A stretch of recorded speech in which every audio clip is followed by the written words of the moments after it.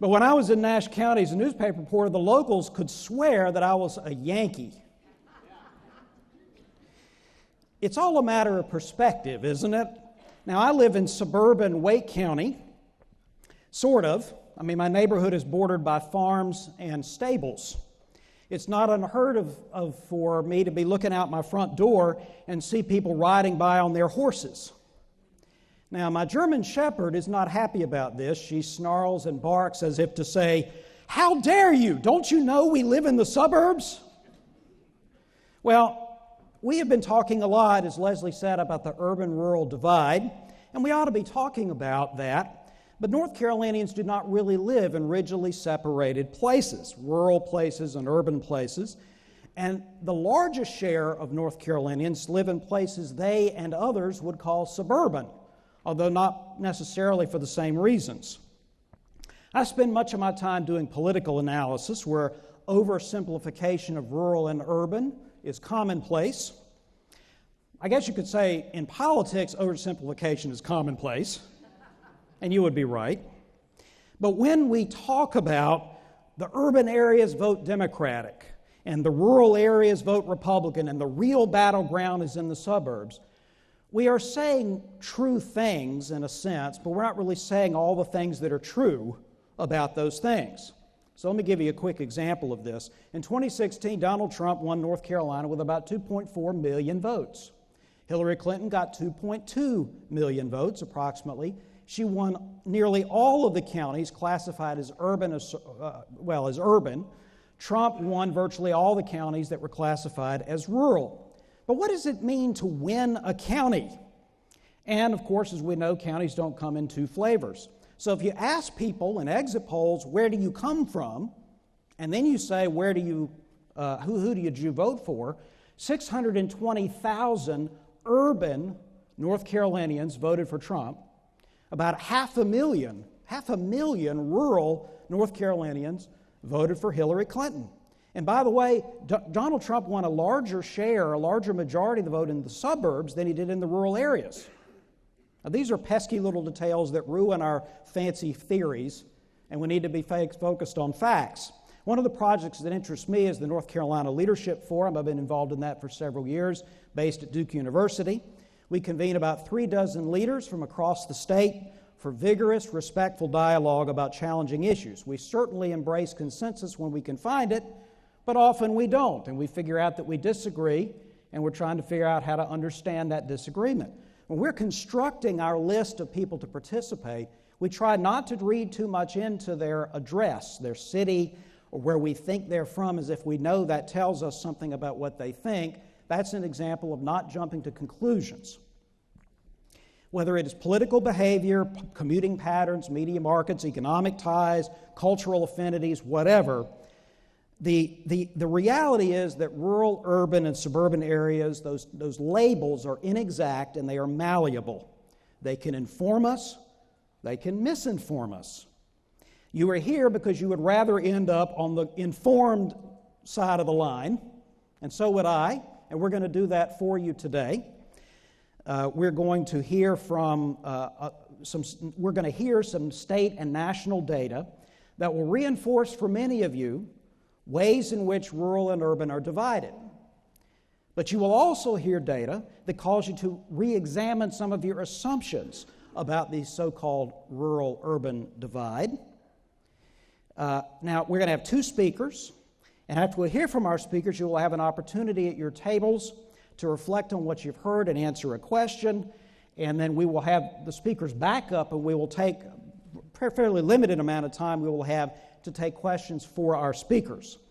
It is now my pleasure to introduce the Associate Director of the invaluable Pew Research Center. She directs research there, Juliana Horowitz. She will share some of the recent data that the Pew Center has been producing on what unites and divides rural, suburban, and urban communities. So, ladies and gentlemen, Juliana.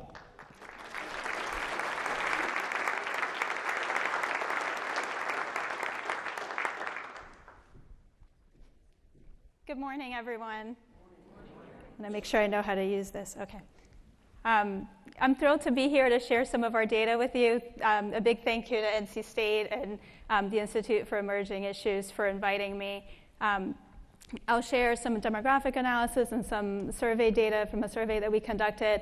And I understand that some of you have answered some of these questions, and you'll be seeing your results during the break. But now I kind of wish we had asked about barbecue. We didn't include that in our survey. But maybe the next time we do a study on what unites and divides urban, suburban, and rural communities. So just a very brief introduction to the Pew Research Center for those of you who aren't familiar with our work. We are a nonpartisan, non-advocacy fact tank located in Washington, D.C. We call ourselves a fact tank instead of a think tank, mainly because we don't provide any policy recommendations unlike the think tanks in town. And so that's what distinguishes us from a more traditional think tank. So what we do is that we do data-driven analysis on the issues, attitudes, and trends shaping America and the world. We survey all over the world, and we combine a variety of methodologies to do that. Most of our funding comes from the Pew Charitable Trust. We're very fortunate to have them as very generous funders. We do sometimes partner with other grant-giving organizations, as long as they're also nonpartisan, non-advocacy. And we do research in a lot of different areas, from politics to journalism to religion. The area that I work in is social and demographic trends, which covers pretty much everything from race to gender, work, family, how people relate to different generations. So we cover a lot of different areas, which makes our work really exciting, and we also have a lot of flexibility about what we do. So this particular study we did last year, after the 2016 election, like many people, we became very interested in these divisions between particularly urban and rural communities, but also the suburbs, because particularly when we study politics, the suburbs have become a very interesting type of community to look at. But particularly the urban-rural divide became very interesting to us. There have been a lot of sociological studies, primarily using qualitative data, that have really helped inform our work and other work. A lot of journalists have done focus groups and talked to people in diners and town halls, and those are really helpful studies too. But we wanted to do a nationally representative study, really take a broad look, comprehensive look at how these different types of communities are changing and how people are experiencing life in these different communities. So as you know, and as you've heard this morning, defining urban, rural, suburban is not a simple task. That was the first challenge that we faced in the study. There's no official definition. Different government agencies look different definitions. Different researchers use different definitions. A lot of it is informed by what you're hoping to learn and what subject you're trying to understand. And so we have two different definitions that we used. So for the demographic analysis that we did, we used the CDC county classification. There are 6 points in that classification, and we grouped them to form an urban, rural, suburban county scheme. And that's what we used for the demographic analysis. For that, we felt like the county as a geographic unit made sense because we were talking about sort of broad demographic trends. But for the survey, we really wanted to understand how people experience life in their communities. And so for that, as John was just saying, you can be in a suburban county, but you can be in a very rural community. And so how you experience your life, even though your county might be called suburban, might depend on how you define the community where you live. And so for that, after talking to a lot of demographers, sociologists, people who have really been studying this for a long time, we decided that the best way to do that in the survey was just to simply ask people how they describe their community. Is it urban, suburban, or rural? So that's what we did. We did an oversample of rural communities because we wanted to have enough cases in the survey to be able to look at people in rural areas by age, by gender, by race, and because a relatively small share of Americans live in rural communities, we needed a more robust sample for that. And so for that, we didn't want to screen thousands and thousands and thousands of people asking them if they live in a rural community, because that wouldn't be very efficient. So we did have to use some modeling. We had put those questions in an earlier wave of our panel. We ended up going with a definition that was, for screening purposes, 127 households or fewer per square mile. That's how we target our sample. I could go into the weeds and the methodology, but I'm happy to talk to anyone who is interested in the data. But that gave us about an 80% match on people saying they lived in rural communities. And again, we use the self-definition for the actual survey, but that's how we did this. So I'll start with some of the broad demographic trends. And we've been looking at these trends nationally for a very long time at the Pew Research Center. And what we were interested in is whether those trends that we're seeing nationwide are playing out differently in different types of communities. So starting with population growth, there's been growth since 2000 in each of the 3 types of counties. But as you can see, rural counties have not grown as rapidly as suburban and urban counties. The suburbs in particular have seen a lot of growth. They've grown at about 16%. Since 2000, urban counties have grown about 13%, but rural counties have only grown about 3%, and that's rural counties overall. About half of rural counties actually lost population during this time, and those counties are mainly in the Midwest. Now, there are different drivers of population growth. All three county types had more births than deaths during this time. In rural areas, that was the only reason why they ended up having a net gain in population growth. So another driver is migration. And so we'll start with the rural counties at the bottom there. And as you can see, rural counties had a net loss when it comes to migration. They gained some population from immigrants coming in from abroad, but they lost population to urban and suburban counties, particularly to suburban counties. And so the fact that there were more births than deaths offset that loss in population from migration. Now, if you jump to the green line and you look at the urban counties, they also lost population to other types of communities, particularly the suburbs. But there was an influx of immigrants coming in from abroad, and that was enough to offset that loss of population to other types of counties. And so that resulted in a positive net migration for urban communities. And the suburbs were the big winners since 2000. They had people coming in from abroad, and they had people coming in from urban and from rural communities, which really helped boost the population in the suburbs. When it comes to racial and ethnic diversity and change, overall the population is becoming more racially and ethnically diverse. The U.S. Census Bureau projects that in about 25 to 30 years, the population will be majority minority, but that's already happening in the cities. So about 56% of people who live in urban counties are already non-white. The suburbs have also become more diverse. They've gone from about a quarter non-white in 2000 to about a third non-white now. And there's also been a little bit of a change in rural areas, but as you can see, that's been a lot smaller than some of the changes that we see, particularly in urban areas. And so rural areas are still overwhelmingly white at this point. And then the other trend that we look at nationally is population aging. And so rural areas still have an older population than other types of counties. So a larger percentage of people in rural areas are 65 and older than in the suburbs and in the cities. However, the suburbs are aging more rapidly than any other type of county, even though all three types of counties are aging. And what's interesting with the rural counties, if you can see that rural counties have also lost population younger than 18. And so it's really interesting dynamics that are happening in all three types of communities, somewhat differently in each of the three types, all aging, the suburbs aging more rapidly than the other two.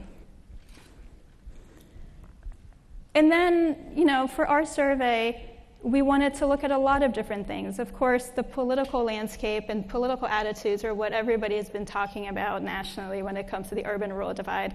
But we also wanted to know, do people feel attached to their communities? How do they relate to each other? And so I'm going to share some of our findings here, but our report is available online, and there are lots of other questions that we asked that I think you might be interested in. But just starting with some political trends, and for this we did still use the county classification because we went back about 20 years and in our own surveys, and we hadn't asked people over all of the surveys how they define their communities. So as you can see, and as you know, urban communities are much more Democratic than Republican. That's been the case, over the last few decades. and it's become increasingly so over the last 20 years. The suburbs are about 50-50, which doesn't mean that every suburb is about 50-50. Some suburbs obviously are heavily Democratic, some are heavily Republican, but overall, the suburbs are about 50-50. But rural areas have a really interesting dynamic, because about 20 years ago, and for up until about maybe like 10, 12 years ago, rural areas are also about evenly divided between Democrats and Republicans. And in around 2007, 2008, that started to change, and rural areas started to trend more Republican and less Democratic. And we also asked in the survey about some specific social and political issues. We asked about the role of government, about abortion, about gay marriage, immigration. And we do see a big difference between those in urban, rural, and suburban communities, but those are basically compositional. So they're based on their party composition. Once we controlled for party, we didn't see a big difference by community type, which suggests that Democrats in cities and rural areas have very similar views from each other, and Republicans in the cities, suburbs, and rural areas are also very similar. So it's not that there's something about the type of community where they live that's driving those differences, but it really is more about their political views and political ideology. So then we asked people in each type of community if they think that people in each of the other three types of communities have values that are similar or different from theirs. And here's what we see is really interesting. And I'm only showing you the urban residents and the rural residents. And if you look at that bottom line there, a majority of people, both in urban areas and in rural areas, say that people in the other type of community have values that are mostly different from theirs. That's especially the case in rural areas. About 6 in 10 people in rural areas say that those in cities have different values from theirs. And partisanship has a role in this too. I think a lot of what people are thinking here when they answer these questions is related to their political views, because part of what we see is that Republicans in cities are more likely to say that people in rural areas have similar values to them. And same in rural areas, Democrats tend to say that people in urban areas share their values. And even in cities, a lot of Republicans in cities say that people in cities themselves don't share their values, same with Democrats in rural areas. They don't think that people around them necessarily share their values. But here's something that they do have in common. Majorities in rural and urban areas feel looked down on. They think that people who don't live in their type of community have negative views of those who do. That's not the case in the suburbs. 60% of people in the suburbs say that people outside of the suburbs have a positive view of those who live in the suburbs. And they might be right. Many people are moving from other types of communities into the suburbs, so they may be onto something. And here's something else that unites people in urban and rural communities. They both feel misunderstood. They feel like people who don't live in their type of community just don't understand the types of problems they face. But how different are those problems? Well, we asked people a series of questions, a very long list of things, and we asked if they were major, minor, or not a problem in their community. And in many ways, people in urban and rural areas share the same concerns. So about 50%, about half in each of those communities, say that drug addiction is a major problem in their community. Similar shares said the availability of jobs was a major problem in their community. Similar shares pointed to the condition of roads and bridges in their communities. So there's a lot, even though they don't think people understand their problems, a lot of people outside of their communities are facing the same problems. Of course, there are some things that are more related to one community or the other. So for example, poverty and affordable housing is seen as more of a problem in cities. Access to public transportation was seen as a major problem by 43% of people in rural areas. That's not as big a problem in the suburbs and in urban areas. But in many, many ways, the problems that they face are very similar. And to the extent that we see differences, they tend to be more related to socioeconomics.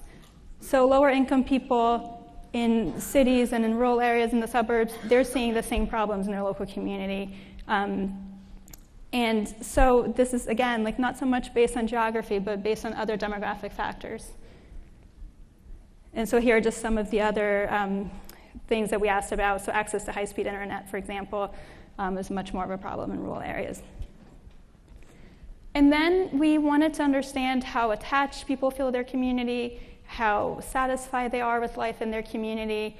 And here, one of the things that we found is that a relatively small share across all three types of communities say that they're very satisfied with the quality of life in their community. And that's the case in urban, suburban, and rural areas. Almost the same share in urban and rural areas say they're very satisfied, and that's only about a quarter. And here in the suburbs and the rural areas, race and age play a role here too. Not so much in urban areas, everybody's sort of equally dissatisfied. But in the suburbs and rural areas, whites and older people are more likely to say they're very satisfied with the quality of life in their community than non-whites and younger residents.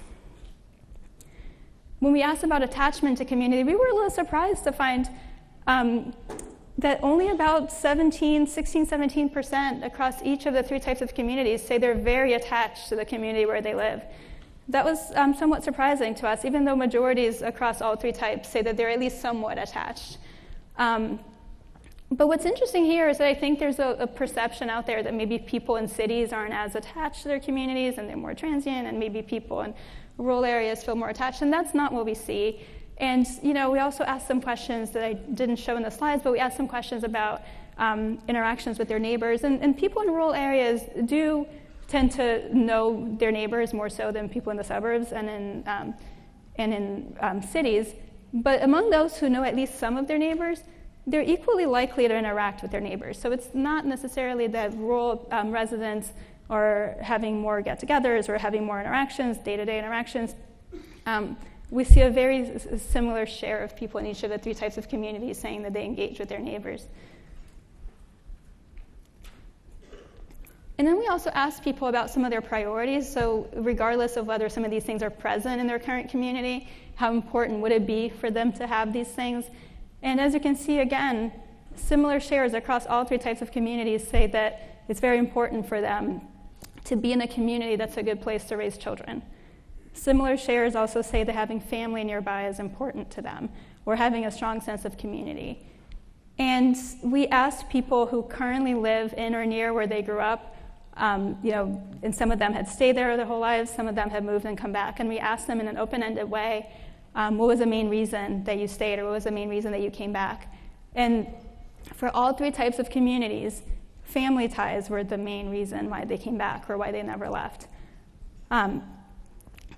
And so I think the takeaway for the study is that, I think that things are a little more nuanced than some of the stories that are out there. For sure, there are differences, particularly when it comes to some of their political views or social views. And people are feeling that. They're feeling like they're different from each other. They're feeling like people don't understand them.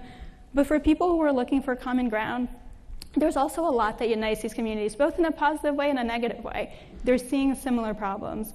But they're also, similarly attached to their neighbors, and they're sort of engaged in their community, and they feel similarly about their community. So for those of you who are working to bridge those gaps, there's plenty there to find common ground on.